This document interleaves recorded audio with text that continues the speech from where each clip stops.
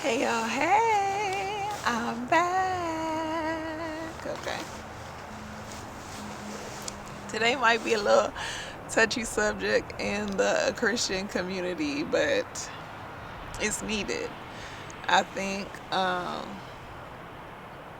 lot of the time when we're trying to walk in a ordained marriage or kingdom marriage or whatever y'all calling it, uh, a covenant under God, to come together, we don't talk about reality in that.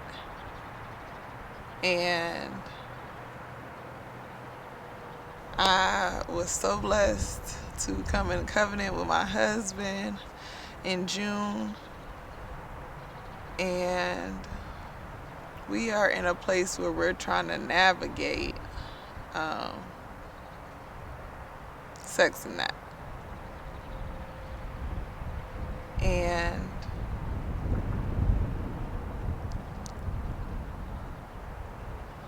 I guess it's not discussed out of embarrassment or shame, but this is supposed to be the best sex we ever having, right? Like, God had told us who we was put here to mate with and to partner in everything with.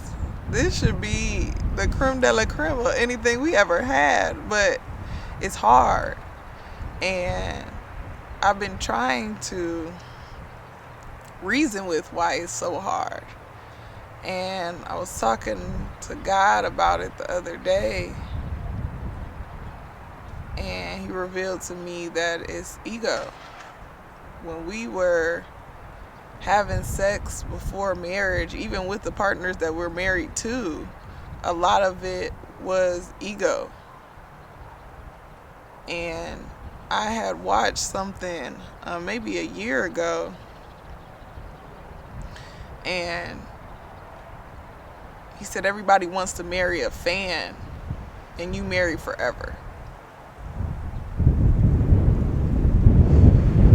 Ooh, God, I thank you. Because you know this one was going to be hard for me today. Okay.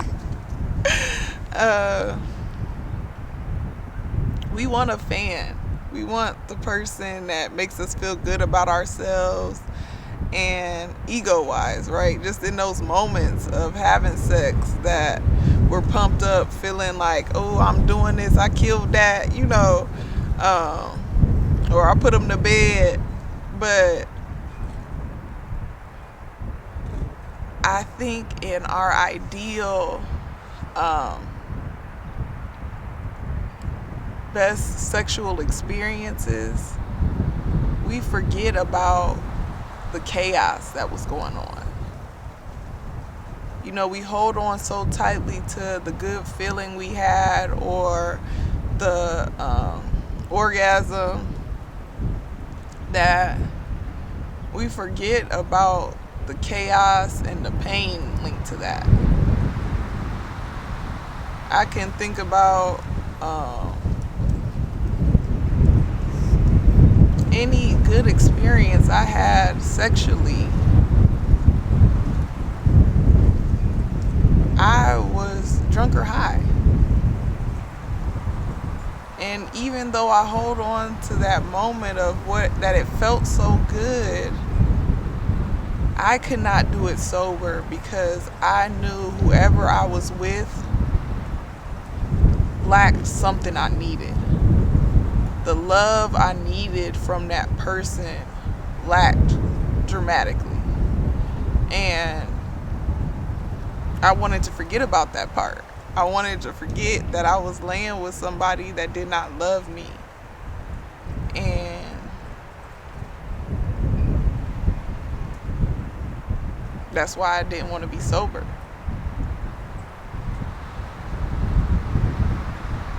And then God gives us a gift.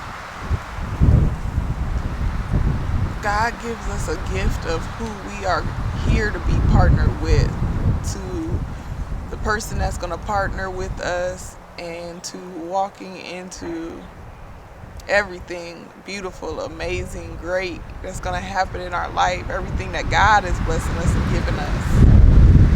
And we place where we want to hold all of those past experiences in that moment. And for the people that did it right and did not give yourself up before you got married, and you're lacking experience, and maybe you're with a partner that had previous experience, or maybe you're both lacking experience, I mean, bless your soul. Because I had a talk with my oldest bonus baby, and she was going through something with walking the line of whether to give herself away or not. And I told her that up until this point that I had regretted losing my virginity. Up until the point I was talking to her, that I had never fulfilled what I thought giving my virginity away would do. I never understood how precious it was, and the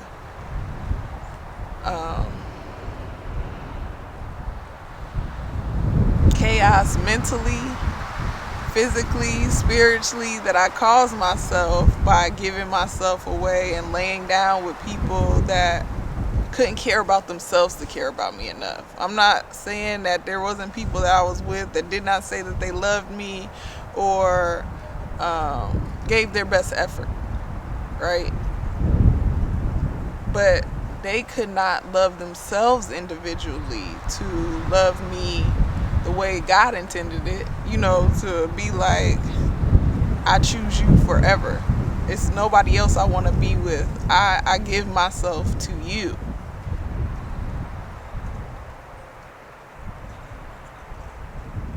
And it's sad that we get into marriage and we hold up all these other things, and it's nothing that I've ever battled with, but God is telling me porn might be an issue. And we are the generation of porn, right? We're the ones that got it and was exposed to it in a way that it was so normal that we look at our partners to be doing things people are paid to do, doing things that are so extreme from what love will cultivate.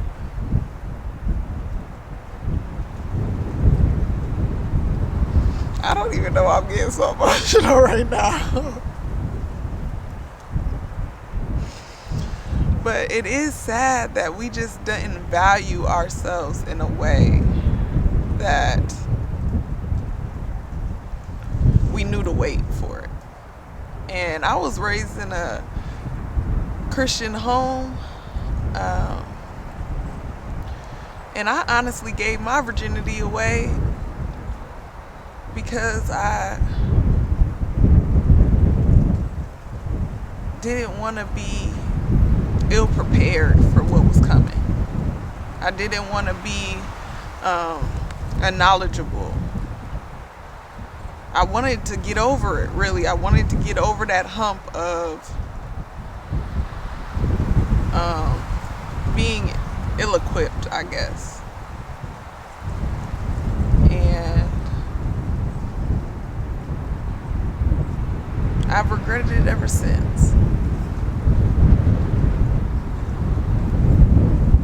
People talk about soul ties and things of that nature to why you shouldn't have partners, other partners. But I think it's so important. And if there's anybody watching this that are still holding on to your precious gift of your virginity, don't let culture convince you that you're doing something wrong and it's something to be ashamed of.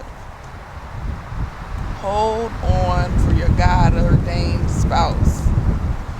And I pray that when you get into that union, that you know it's okay to learn each other. Me and my spouse didn't get together until he was in his 30s and I was turning 30. I was 29 years old. And we are still gonna have to learn each other. We put on like, oh, I got all this experience before you. Let me show you what I've learned. And it wasn't for me, and it wasn't for him. Those were consequences. Those things we learned were consequences of the things we decided to do before we got married. And it put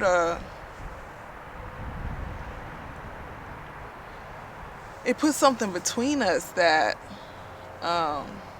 whatever ego was being pleased or whatever thing was being fulfilled before, that we hit a halt, that we didn't know how to walk into it with each other because we were experts. But experts in what we wanted. And God is talking about passion and love making in marriage. It should be service. You should be seeking to serve your partner, and not be in it for yourself. And if you both are working to please your partner, then it's the creme de la creme, right? We've got it messed up. We've got it real messed up and backwards. That is self-serving. That's what we're in it for. And it's not.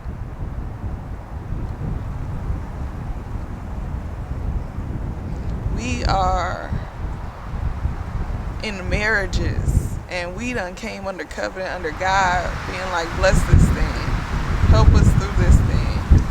And we should be having the best sex life of anybody. I know that in marriage you get in routines, you've been living with each other, you got daily life, you got kids, you got work, you got all these other things. But your spouse is the only thing that ever chose you. And I think we forget that. When we're living regular life and we got kids and we got friends and we got family, your spouse is the only person that knew you as you were, flaws and all, and chose to spend their entire life with you. And we have to honor them better. We have to show up for them better.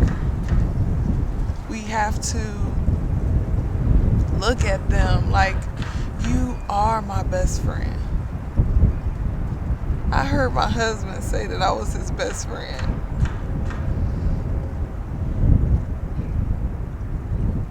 And it was so beautiful to me.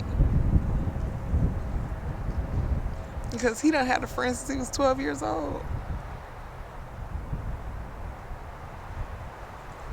But he chose me to do life with, to cultivate life with, to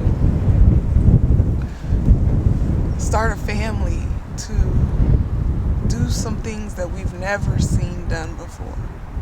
And I chose him in the same thing. And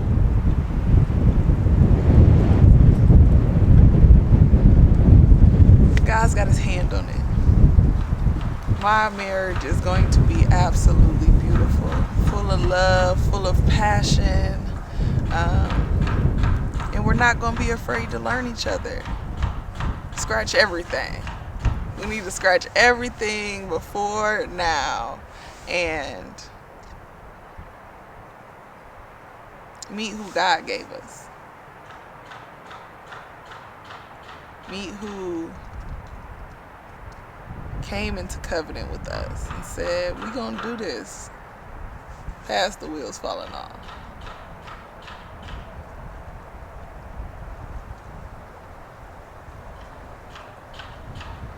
I love him and he loves me. And whatever that we took on that is causing um,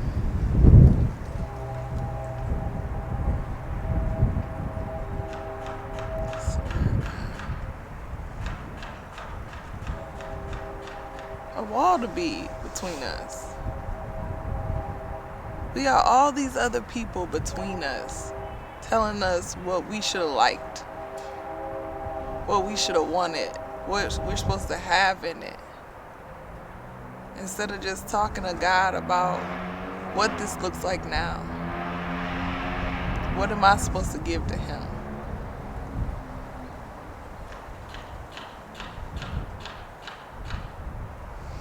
Neither one of us was virgins coming into marriage, but we have to look at each other like we are losing our virginity again. I've never been with a husband, okay? And y'all better say that proudly. They ain't never been with a husband. And I used to joke with my husband that something was going to be different with my husband, before we was discussing it or whatever. Like, oh, my husband about to have a version nobody ever had, okay? And this is it. This is it. Because there was what I have for him, the love I have for him, the trust I have, the respect I have, the way I view him to create a new life with him. I never felt that for a person I was with.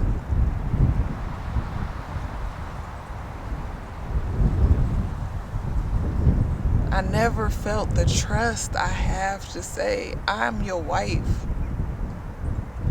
I never had that with anybody else. He is the person I chose to be with forever, okay? Yeah, I love him. And I love me. God, the relationship I have with God has been able to show me how I'm supposed to love myself, to show up in a way that I never been able to before.